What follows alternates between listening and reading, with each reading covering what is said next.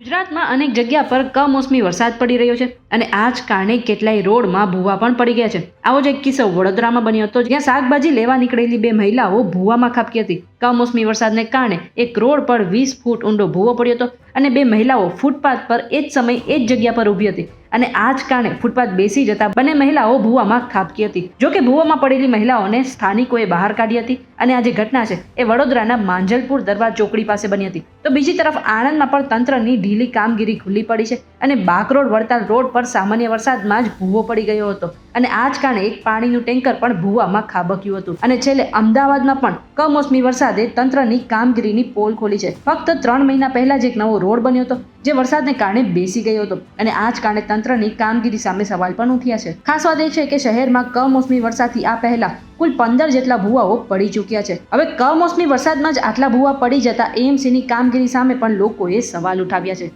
ત્યારે આ બાબતે તમે શું વિચારો છો, કમેન્ટ કરીને જરૂરથી જણાવી દેજો.